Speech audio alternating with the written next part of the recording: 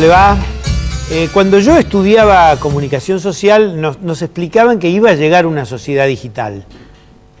Es más, tenía un seminario que dirigía el Toto Smukler, un prestigiosísimo intelectual que había pensado todas estas cosas, pero las había pensado como un Einstein en la relatividad del pizarrón. Y junto al Toto Smukler, realmente un monstruo, había dos personas. Uno de ellos, Jorge Cron, que nos explicaba, y a mí me llamaba la atención en una carrera de comunicación social tener un ingeniero que nos explicara lo que iba a ser la sociedad digital. El profesor Jorge Cron está aquí a mi izquierda.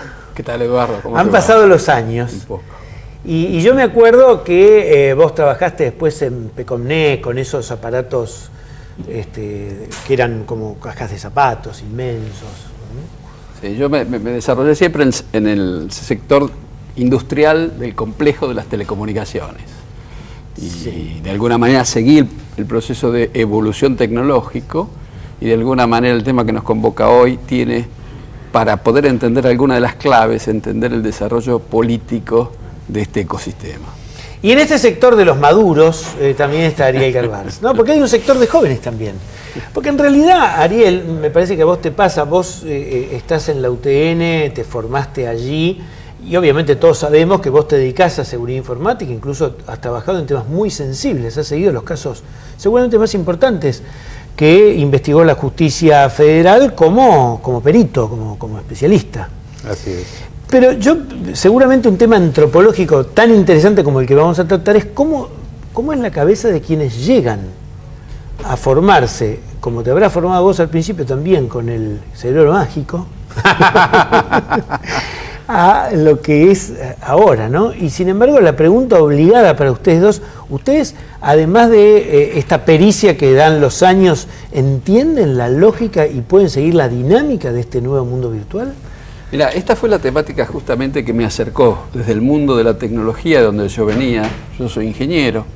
Casualmente estos días recibo mi diploma por 35 años de carrera en la ingeniería, con Toto Héctor Smukler, donde él venía de una formación total. Estaba Patricia Terrero, hay que decirlo, nuestra querida y recordada Patricia, y de alguna manera yo le acerqué a él un poco la lógica instrumental que de alguna manera sí se puede leer, sí se puede reconocer en su desarrollo histórico y en las condiciones que el ecosistema va teniendo como para entender hacia dónde van las tendencias y qué es lo que va pasando. ¿Hay alguna manera de leer este proceso? Sí, yo creo que las grandes diferencias no son generacionales, sino en los contextos políticos en que cada uno hizo sus carreras y su práctica profesional. No es lo mismo un ingeniero argentino en electrónica, en telecomunicaciones o en sistema, que un ingeniero norteamericano o que un ingeniero francés. Y ahí es, por ejemplo, encontramos que nosotros tenemos una muy buena formación en las ciencias básicas, matemáticas, física, química, etcétera, que hoy nos permiten tener una visión del bosque y no de los árboles. Claro. Cosa que ocurre con los ingenieros súper especializados, por ejemplo, americanos. Y hay un interesante complemento que quizás hoy se pueda ver en este programa entre las generaciones técnicas actuales, los chicos que están estudiando, que se están por recibir, pero que ya tienen un expertise muy interesante con respecto a nosotros, los docentes y viejos ingenieros. Rodrigo, para mí quiero decirlo, vos empezaste a desarrollar software a los 14 años como quien se dedica a cultivar flores o a tocar el violín de manera autodidacta. Lo que vamos a tratar hoy en el programa es algo que a los de nuestra generación es algo que nos marcó muchísimo, la Guerra Fría, la represión en la Argentina y en toda Latinoamérica, y algo que todavía está vigente para nosotros, claramente, que es esta cuestión que desde un teléfono uno puede rastrear y espiar a una persona, puede reprimir movimientos políticos con climas sutiles. Pero claro, vos creciste en otra época, igual que Lorenzo. Ustedes han vivido otras cosas en la Argentina. No sé qué dimensión tienen de las denuncias que hicieron Edward Snowden, Julian Assange, de gente que dijo, señores, estamos viviendo en un mundo en el cual desde un centro de poder se puede saber todo porque vos hablás por teléfono o mandás mensajitos de texto inocentemente y hay un ojo que está viendo el planeta. Seguro. Estas personas como Edward Snowden y Assange trajeron al frente algo que ya se sabía en el mundo más académico y profesional, digamos, de que se trata de cómo se maneja la privacidad con las tecnologías nuevas, estas que nos identifican de una manera, y ahora ha entrado al mundo público, digamos, esta inquietud que nos está llevando a, en mi opinión, a extender qué es lo que nos identifica como, qué es lo que hace nuestra identidad, ¿no? Porque, ¿qué pasa? Yo trabajo con mis dispositivos, interactúo con mis dispositivos y al mismo tiempo estoy alimentando un perfil que existe en la nube de muchísimos servicios que, de cierta manera... Cuando decís servicios, te referís a servicios de inteligencia. Exactamente. Servicios centralizados que están coleccionando mi información y lo estamos haciendo voluntariamente, ¿no? Entonces, estas personas que han revelado esta información hacia el público nos está llevando a empezar a considerar cómo nos impacta la vida día a día, esta cierta invasión de privacidad, digamos, ¿no? Exactamente, sí. Uno no sabe quizás lo que vale tanto los datos que uno comercializa en las redes sociales, o alguien que quizás lo toma como datos volátiles que quizás para ellos no son nada más que datos volátiles.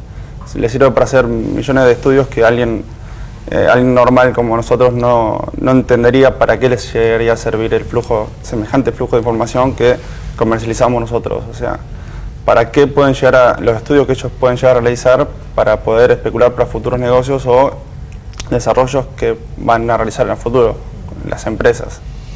Les propongo ver un resumen de un pequeño video que me llegó y yo dije, bueno, si esto es así, tiene que saberse, y para saber si es así, con este video editado que hizo Graciela Pérez, la productora de este ciclo, ellos corroborarán o dirán, no, esto no es así. Así que vemos estos 3 minutitos y después lo conversamos aquí. Dale.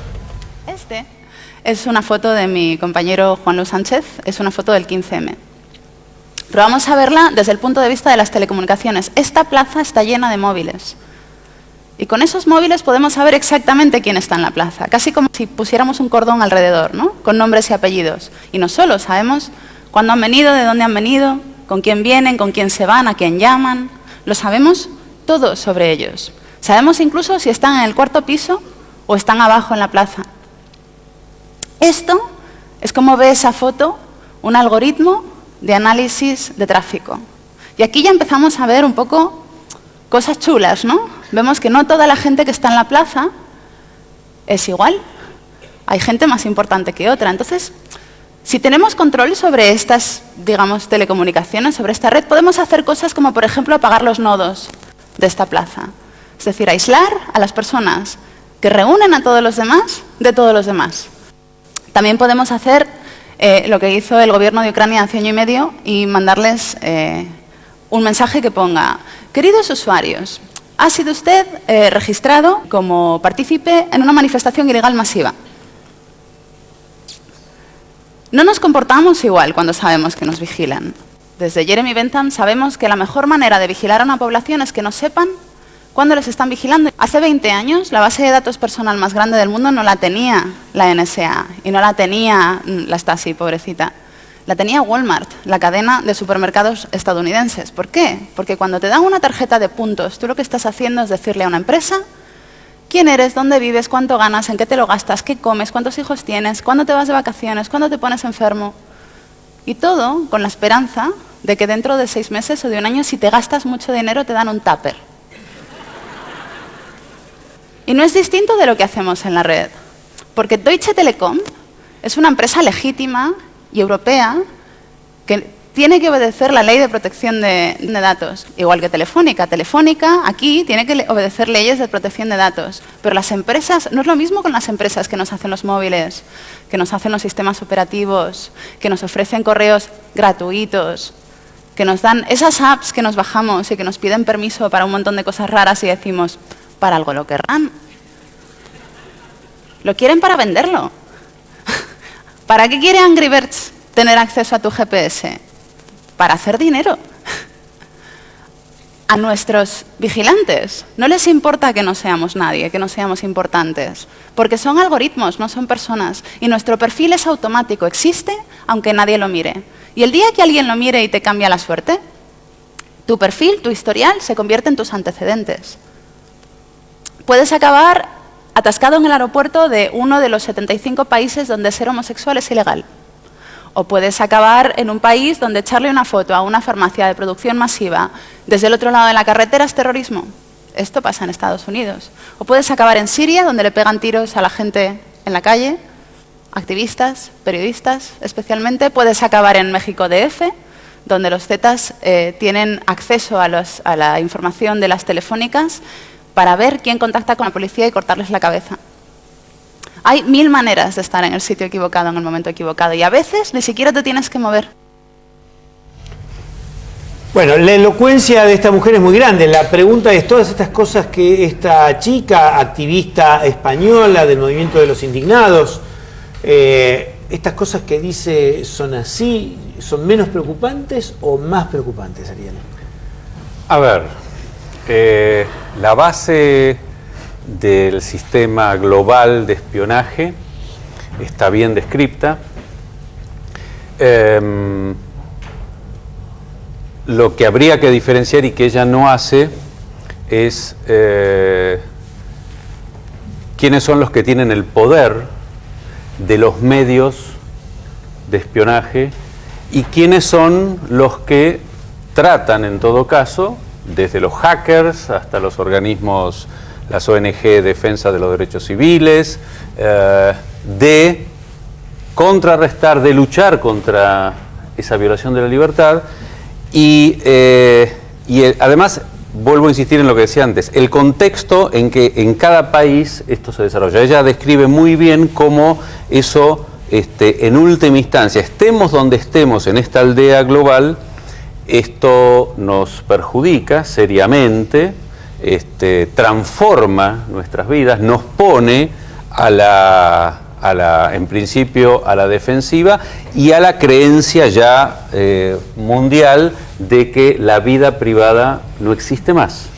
Jorge, vos no sos abogado, sos ingeniero, pero has trabajado en responsabilidades tanto en el ámbito público como privado, y violar la privacidad en esto es tan grave como entrar a un domicilio o robar secretos industriales. Entonces acá se da por sentado de que echa la ley, echa la trampa. Lo que sucede es también que la definición del problema es una definición difusa, porque el problema está cambiando permanentemente y la regulación siempre va detrás del problema. Con lo cual hay aspectos y partes de eso, de ese fenómeno, que se van escapando y por lo tanto no están regulados, ¿sí? Hace pocos días estaba en Montevideo y había una gran manifestación de taxistas en pleno centro. Estaban manifestándose en contra de Uber, la aplicación que te permite a vos solicitar que un auto manejado por un particular te dé un aventón por dinero. Entonces uno decía, esto es legal, esto es ilegal, y no está regulado, con lo cual están yendo por el borde. Entonces, el desafío es que permanentemente las tecnologías van generando preguntas y problemas que el sistema regulatorio y el sistema legal no tienen definido, y van muy lejos y atrás. Le pregunto a los jóvenes, me imagino yo que así como uno puede desarrollar software para que un médico pueda darle a los pacientes los tratamientos adecuados, uno puede desarrollar software para invadirle a ese médico su propia base de datos. Quiero decir, en esto está la ética y están las leyes, pero la pregunta es, ¿están los dispositivos para que uno pueda hackear, uno pueda intrusar redes, o es algo que es una eventualidad casi imposible? En principio es muy fácil realmente poder por lo menos identificar un número de casilla, digamos, de cada persona que está en un cuarto, por ejemplo. Yo agarro mi notebook y puedo identificar absolutamente todos los dispositivos que están alrededor mío, dentro de lo que vendría a ser la misma red, digamos, el mismo espacio, ¿no? Pero yo como desarrollador, a no ser que le instale un software en su celular, no puedo llegar a identificar el nombre de la persona o la identidad de la persona, a no ser que tenga datos adicionales. Pero el problema de todo esto es que una vez que yo identifiqué ese dispositivo es igual para siempre. Entonces, una vez que identifico el nombre de la persona, tengo todo el historial, tengo todo el futuro de esa persona, y es más, lo persigue para siempre ese dato, ¿no? Entonces, el problema en sí es que son persistentes las identificaciones de estos datos, ¿no? Pero hago como una pequeña acotación. Me parece que hay también que recordar que todo esto está llevado y está sobre una estructura que se llama la red del Internet del mundo, y desde el vamos ha sido un ambiente totalmente libre y público para todo el mundo, ¿no? Es el último lugar en el cual existe, y esto es una opinión personal, ¿no? Es el último lugar donde existe la posibilidad de expresarse sin ningún tipo de represalia y de conceptos de... Entonces hay que tomar en cuenta que hay dos lados del problema, ¿no? Las personas que estaban en esa demostración, que estaban ahí, probablemente se juntaron gracias a las tecnologías que están a su alcance de poder organizarse como personas también. Entonces me parece que también hay que recordar que son herramientas estas, y el conocimiento de cómo funcionan nos puede ayudar como sociedad, tanto como la regulación del mismo. Es interesante escuchar el otro lado de la campana. Cuando uno piensa en la primavera árabe, se dijo esto iba a traer una cantidad de cosas que efectivamente sirvieron para algo. Ahora después la primavera árabe terminó en esto que decía el ISIS en Siria, o en el caso de México, los Zetas accediendo a información, porque ellos también tienen parte del aparato del Estado. Vuelvo a la pregunta inicial. Cuando uno desarrolla software, ¿puede desarrollarlo para proveer servicios, o si infringe la ley lo detectan? Cuando intrusa, cuando hace algo, es detectado. Digamos, cuando uno realiza algún aplicativo, siempre está buscando una necesidad para hacer, digamos, las cosas como más fáciles, más prácticas, y unificar todo en un mismo aparato, lo que sería en este caso un celular. Hoy pensamos que nosotros en un celular tenemos agendas con nuestro futuro, como decía él, de lo que vamos a hacer mañana, pasado o después de pasado. Antes no lo teníamos, antes estaba anotado en una hoja con un calendario normal como se manejaban antes. Hoy en día ingresar a un celular, digamos, no es muy difícil, no hay que pensar que un celular no es más que una computadora un poco de menor tamaño, con menor capacidad y menor velocidad de procesamiento. Pero en sí es como una computadora, quizás como con más beneficios. Hoy en día puedes, entrar en cualquier celular sin necesidad de que esté conectado a la nube. Digamos, te brinda el servicio de 3G, que es un servicio, digamos, que te facilita muy fácil saber la localización, como decían ahí en el video.